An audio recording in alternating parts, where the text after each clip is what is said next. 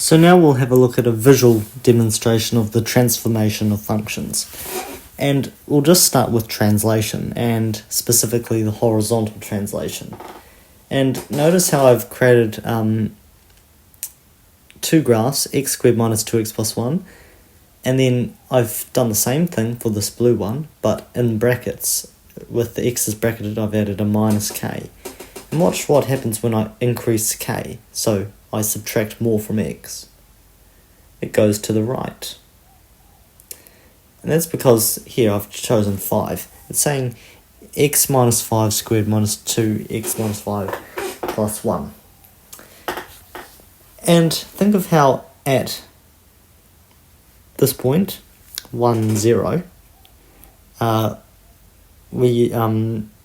what's being squared and then subtracted 2 times it is 1. And that will eventually, when we put that into the function, give us an answer of 0. But when we do x minus 5, we're saying, okay, before we even get to that squaring or all of that, we're going to subtract 5. So what that means is they're saying, okay, well, say we have 6, we'll take away 5 first and then put it into the old function.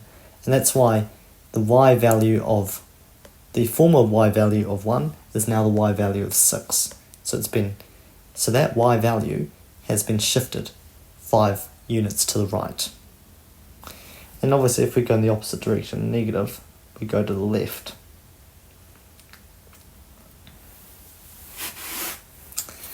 And look, vertical transformation is even easier. So if I just return this to 0, and now I just adjust C, I mean, all you have to do is when you increase what you add on to the end of the function, you make it go up. You decrease it, you make it go down. Simple. Right, now we'll have a look at doing some reflections. If I make this f of x, oh well, I don't really have to, but then what if I just multiply everything by negative 1?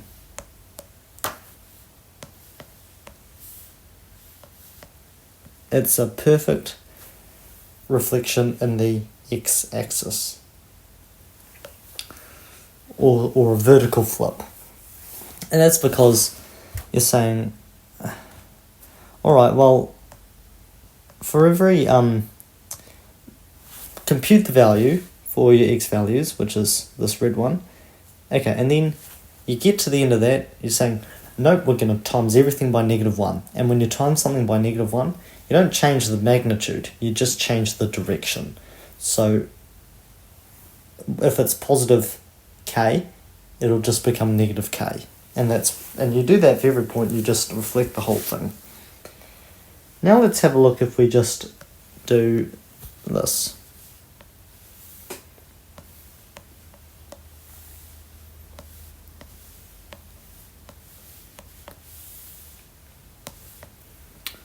We've only multiplied the x's by negative 1, and that's given us a horizontal reflection, a reflection in the y-axis. And it's sort of a similar thing as the translations. It's just saying, well, what we used to achieve with x in the function, we're achieving that same thing by just replacing it by minus x. So all the old values for the positive x value get shifted to the negative x value. And it's going to be the same, and as I said, because you're multiplying by negative 1, you're not changing the distance from 0, you're just changing whether it's positive or negative. So that's why it's a perfect reflection in that y-axis. Now, on the next one, we'll be looking at stretches. So we could just do 2x squared minus 4x plus 2. And what's happened here is we've just we have just stretched that out vertically. It may be easy to see with another function.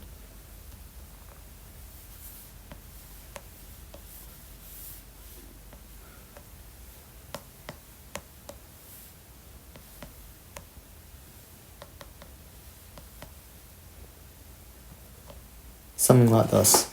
And then we say we multiply everything by 2.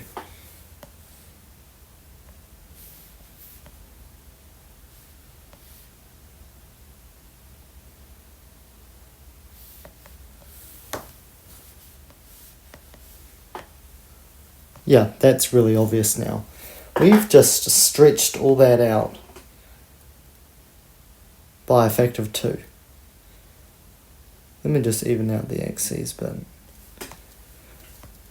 So what we've done is, okay, you compute all the value for a certain x value, then you just double it. And do that for every one. And so that means all the positive ones will get further away from 0, and all the negative ones will get further away from 0 in the other direction.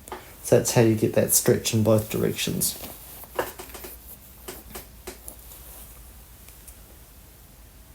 Oh, I think I've done a bit of an error and multiplied that by 4 for some reason. Yeah, this looks better. See, that's a exact doubling.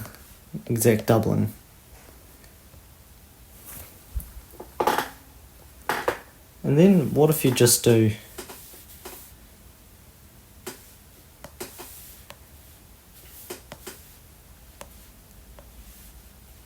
the x values?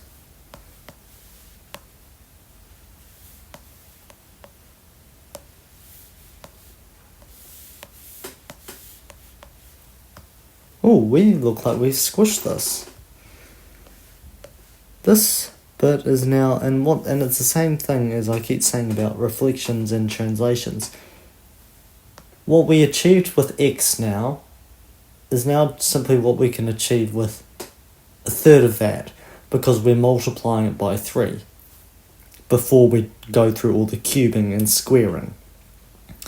And that's why it squishes, because the old value for f of 3 is now the value of f of a third.